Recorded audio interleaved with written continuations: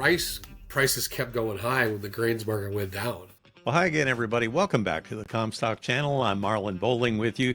Well, we love talking with you about ag-related matters, and today you are in for a treat because I've got Jeremy Zwinger with us today. He's with Farm and Trade Incorporated and the Rice Trader. And everybody knows Jeremy is a world expert, if you will, on the rice industry. And in fact, he is just freshly returned from a global trip to the Philippines, where he has an annual meeting there. Jeremy, what do you call it? The World Rice Conference? Is that what it Yeah. is? I founded the World Rice Conference, I don't know, a couple decades ago now, and you say I'm honored to go. I think of the farm kid in me always says it's a punishment to have to travel on on a plane because I still see myself just in the country in a lot of ways and just enjoying the simple things in life. But that's the way life is. It just takes you away. And so when I left the farm, I went to a school in Fargo and then graduate school and ended up, a farm kid in DC at US Wheat. I never even had a passport. This just came up on this trip. People were like, you're so well versed. You've been to every place around the world. And I told this story. I said, yeah, I didn't have a passport till I was 25. I don't think I saw somebody from a different culture till I was 17. It's not always what you say. I even remember being in Washington D.C. and just the people, not being able to see the stars, being around so many people. I was quite green. And so, yeah, I just got back from an overseas trip, and it was really nice. But it's been a long journey of learning and learning about ag, learning about people, trying to have an open mind about different cultures and what's different, and to learn markets. I think that's probably the biggest thing as you look at markets and you watch things is to keep an open mind and try new things. And in that process, I started the World Rice Conference because there wasn't anything. The rice is not like the major grains. I'm a kind of a wheat guy, a hard barley guy, and the industry is well developed. And although rice is the biggest eaten commodity in the world, it's not as traded as much as wheat. There's no real ability to hedge it in. There's no futures contract that's really effective. I mean, there's one in the U.S., but low volumes and not really deliverable. So it's a very odd commodity as you learn it. And so there was no real place for people to get together. And so that was the idea. Hey, let's bring them together. And then part of that, I started the world's best rice contest. And this became a big thing as countries competed to win. And they've ended up giving it to presidents of countries and such. And even in that process, Cambodia won this time, and so the president's office was very happy already, and secretaries of commerce, and there was a lot of very happy people in Cambodia when they won. So yeah, so it's been an interesting trip with all the jet lag and getting back and trying to not eat when you're supposed to be sleeping and sleeping when you're not supposed to be eating or some version of that. So yeah, I have just returned from a trip. Our audience might be fascinated to get a little Rice 101, if you will, because a lot of people don't really know too much about the industry. You have several different classes of rice. People may not be familiar with that. And then you have different geographic regions in the world where they really grow a lot of it. And there's also a huge demand for it. But let's start out. First of all, what are the major types of rice out there that you work with? Sure, 101. So let's go back to 101. So I remember being at US Wheat and I was the analyst um, under Jim Fromm, and Jim was a very detailed human being, and had gone to graduate school. So if you understand the classes of wheat, which most people in our community understand, there's hard red spring, there's soft red winter, durum wheat. It's exactly almost a mirror image of rice, and that there is what we would call long grain or indica rice, which is what they grow in the South in Arkansas. And there's medium grain or japonica rice, also sushi rice. It's very sticky. We grow it mostly in California, in Australia, and then also Japan. It is Japanese rice by definition. And then you get other type of specialty rices like a basmati, which is what the Indians and the Pakistan. And it's very long and it gives off a fragrance. There's actually an aromatic piece to it. And a Thai homali, which many people know. If you go, we're going to have Thai food, and that smell that comes from it, it's actually a bouquet. And that's really what Cambodia won. The whole Mali belt goes between Thailand and Cambodia, actually more into Cambodia in a lot of ways. And it's a mixture of both the soil and also the variety that when you cook it, there's a specific gene that brings off a fragrance. It really makes it a nice rice to cook and use in dishes. And then there's some other odd things, of course, some shorter grains, some glutinous rice, some other real specialties, akita, koshi, black rice, or what's called forbidden rice, because only the king would eat it in certain areas. So that's kind of the summary of rice. Most people in the world they eat 5% white rice, and it is the biggest eaten commodity, which just amazes me as a guy who's a big fan of the wheat industry. Oh, how could they eat more than us when you convert it to its finished product of milled rice versus flour? Um, and so it's very geographically important. So the 101 is a lot like wheat. Wheat and rice feed the world. Plain and simple. If you have wheat and rice, is usually the main commodity of the world is either one of the two. You can put in a little bit of corn, and soybeans is mostly for animals. But anyway, wheat and rice. And so it's mostly in Southeast Asia. It's also grown in the U.S. We're the fourth biggest exporter. It could be the fifth biggest exporter this year because Pakistan's had such a big crop. South America now grows quite a bit too, Uruguay and Argentina. It's somewhat of a specialty, but again, it's really not because it's just not exported as much.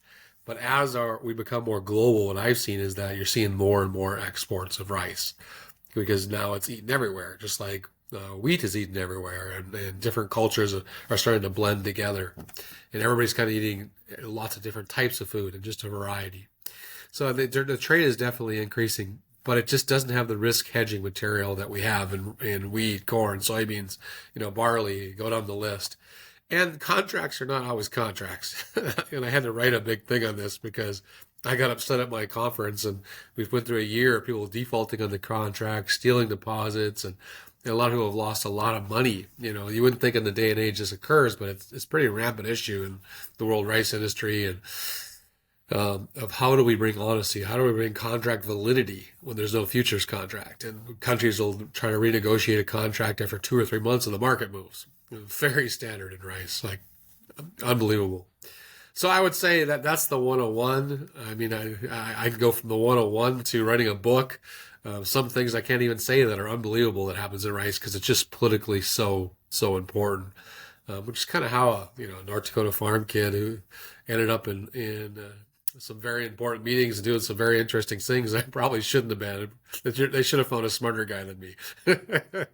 Well, we do So have a rough rice futures market here in the U.S., but yeah. you say that's not really used worldwide, though. It's not used, and if you can really get into the intimacy, and I know Marlon, you understand the markets. If you don't have volume, you could be trading air, and there's not a large volume in rice. It doesn't really correlate to the world rice.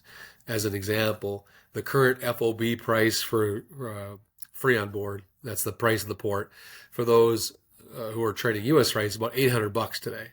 You can buy Indian rice at about 400, 420 today. So there's no real, I mean, the price now just has moved out. But also, you get into the intimacy of that contract is really not deliverable unless you own the warehouse. And so deliverability is very important when you get market manipulation. You get parties, especially with big co-ops like the rice industry has, that have a lot of power. And almost all of the contract actions between them and just a few funds. And they control such a large amount of the crop that delivery, accepting delivery, giving delivery is not as simple. So I mean, there's a more intimate discussion of why it's not even in the U.S. As much as a hedging option, although it's much better. I mean, it does correlate with the cash market. But the U.S. and the world market have just fallen out of any correlation. I mean, a $400 price spread is unbelievable. Even a $200, if I take my 50 years of data, we've never seen it. And that carried all of the last 2, 3 years. So there's really a odd thing going on between U.S. and Asian rice. I think it's going to come to a head this year as the Indians have such a huge crop. 145 million by our call, and they only eat about 100 million. Although USDA says it's 120, they're just wrong. It's more like 100. So that means they have a 45 million metric ton excess, and they're carrying about 40 plus million.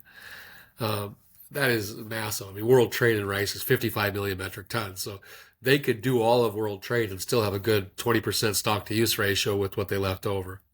So I believe we're going to see something we've never seen before, Marlon. It's going to be a fascinating year with just vast shifts in price, vast shifts in supply flows, and uh, very interesting year. So tell me this, is China as big a player in the rice field or the rice industry as they are like in soybeans and cotton or not? Well, they are, but they're not. Kind of like cotton and are kind of like corn and soybeans. Very similar. If you look at the corn chart, how they've decreased their corn purchases this last year, especially, China has stocked up and they are oversupplied. All these guys question, does China really have it? Yes, yes, they do. And so they were about a 4 million metric ton importer. They were the biggest for several years. The Philippines is about 4.5, going to 5 million metric tons this year.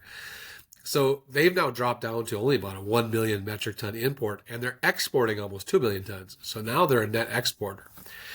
So they're one of the biggest producers and one of the biggest consumers, but they've stocked up so much and they're having good crops that they have more to export. So that's really, in addition to this India thing, you're taking one of your biggest buyers out of the market. It's kind of hedged in because the Indonesians did something really weird. Some of the weirdest tender businesses I've ever seen this year that have looked very, let's say, manicured tenders for friends that may or may not have been very close to the tendering body. And so it's been a fascinating year because Indonesia usually buys about 1.5 million. They think about 3 million this year. So they kind of carried some of that India or that China balance.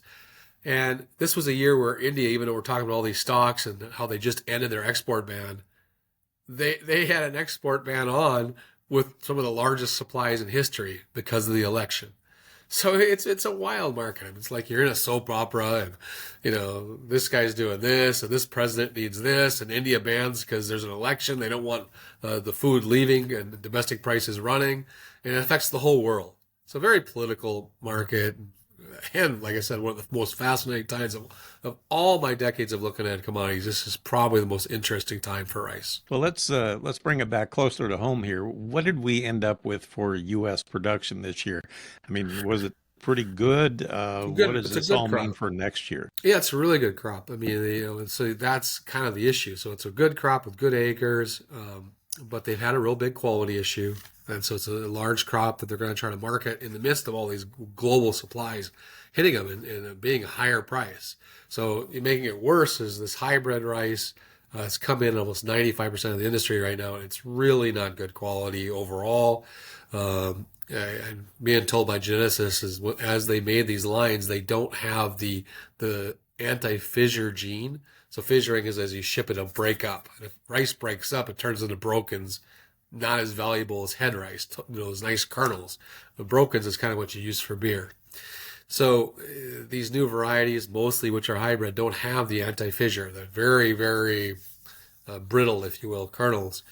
And so the international community is pretty upset. You keep on growing big quantity. It's kind of the farm bill issue. You give me grow me quantity, but you don't grow me quality.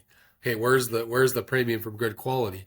And the growers are really put in that cycle. Like, well, hey, you're asking me to grow quantity. I'll grow quantity. But I think especially, I mean, we could get off on a real good tangent that I've been really thinking a lot and talked to some very high-end people. The Farm Bill has pushed that, but what do you do now when we're almost in the 1980s type situation where technology kept pushing up and then the curve on population has now gone down?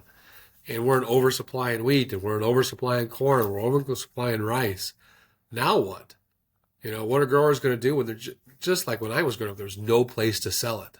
Is the government going to start buying it again? And these are some real questions because that's where you're at. And that technology curve is going to keep going for a while, even if you pull investment back. And that population curve, you can see it everywhere you go. It is going down. People are having less children. Yes, you'll increase population, but in a lot of ways, unless there's a vector issue of a bug or grasshopper or something or a new disease like a new blast, you're going to be in a very oversupplied situation for a while without an event like that or a weather event. So, I see a lot of problems in the rice price and the rice crop. I see it in the major grains. And I think it's politically going to come to all of us. I think the next Secretary of Ag, the next person in the Trump administration is going to really face something they haven't for so long. Okay, growers, we've been pushing you to grow for quantity, but now we don't really want quantity. We want quantity because we got to feed the world, but we're in oversupply. So how do we reward the growers for quality? How do we reward the growers for coming back and giving us, like we do in wheat, you're giving us good high protein wheat, and in barley, you're giving us good malting barley. I think rice is going to face that, and probably if the farm bill is delayed in the new administration, I'm not so sure that that won't come up in some of the subsidy pieces. That has never happened so far. Rewarding for quality is also a factor in the overall subsidy program. So. How do you think profitability for U.S. rice farmers compares to maybe cotton farmers or soybean farmers or corn farmers? It's been great. Like, Last few like you years, it's been say, great. there's a lot of it grown in Arkansas, but can they make any money next year? Oh yeah, this year, yeah. I mean, the thing is rice prices kept going high when the grains market went down. So it's a classic. What do you expect to happen? Supply and demand. Well, hey, if you're high price and wheat is low, you're going to get the production. And the thing is, the prices stay high enough. If they keep on staying high enough to February, they're going to do it again. They're going to grow another big crop. So we have a big crop. The price has stayed high for now, but demand is really pulled back. And in the world, there's a huge supply, and those guys are looking for your customers. So yeah, today they can make good money. If I look more broadly, I would be very careful. I think all growers are going to suffer in the next 3 years. I think it's an oversupply situation, and it's going to be difficult because I think the prices today are overvalued. You look at the corn chart, I think it's overvalued. Look at the wheat chart, it's overvalued. If you overlay the supply and demand fundamentals, it's probably only the Russian issue that pushed this market up and never really fully retracted, and then the fears of the Middle East. And if you take Trump at his word, he's going to solve both of those issues very, very fast. He's also going to push down oil prices, and I believe firmly that oil is probably going in the 50s, if not below. Very likely going to have an energy minister, a cabinet member that is pro oil, pro energy. I hear from sources that very likely could be Doug Burgum, my home state's governor, former governor. And I can tell you, he will push pro U.S. oil, pro business. He's a businessman, and he's going to want cheap energy prices, and that's good for all of us who's running businesses. And so I think that will go into the commodity prices too, as energy becomes cheaper, as production becomes cheaper, we can move things down. Then it really goes back to we're in massive oversupply, and nobody's really talking about it and not telling the growers, like, look, this is a tough time. Be careful on your purchases. Keep your savings close. You've had a couple of good years, especially before, and all growers had some really great production and good profitability per acre. Now is a tough time. Now is a different type of time. But how do you survive when there just is not enough demand? And that's what I see. I think we're going back to a period that most people who haven't been doing it for decades and decades have never seen, which is just a massive oversupply situation. Well, I appreciate you sharing all that insight, and I'm glad you made it back safe and sound. Appreciate the update from the conference there. It sounds like you had another terrifically successful event. By That's the good. way, I happened to see a little video of some of the highlights of that conference. Is there any way our audience can tune in and see some of what took place there? Do you have a website? We don't really promote it that much. I mean, it's getting promoted in a lot of the places because Cambodia won, and like I said, they're promoting it everywhere. We do put it on our website and such, but yeah, my staff is still putting together the videos. We just all got back, and I think only the last day got put together because that's when all the awards are, and so you kind of go in inverse. We haven't got even to day one, but we did the whole day three summary videos because the secretaries of commerce and ag in these countries needed to get it for their people to show, hey, look, we won the awards. But sure, I'll give those links to you when they're available as my team puts together the videos.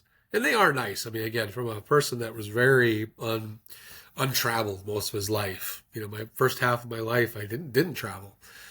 It is interesting, and I would just say there's great value there. I've learned a lot. I mean, I have good friends that are secretaries of ags. I do a lot of business with cabinet-like, level president-like people, but your home is your home. I still miss North Dakota. I still miss the farm. I miss the peace of the country. I enjoy being back just as much as I enjoy there. I enjoy my little community. I live here. It's like 5,000 people. It's a nice rice and almond community in Durham, California. It's good people. There's value on each side. And I always looked, it was almost like Hawaii didn't exist when you're in cold North Dakota. enjoy the place you're at. God's given us many blessings. I enjoy just being home with my kids. It's a blessing to be here and to be able to eat with them, and the small things of being able to go to church on Sunday instead of watching some video. And anyway, I enjoy both sides. You gotta live in the moment and enjoy the blessings you have. Absolutely. Well said. All right. Well, welcome back, Jeremy. Good to have you. And thanks again for the update. Jeremy Zwinger of Farm and Trade Incorporated and the Rice Trader. He's in Durham, California. That'll do it for this episode.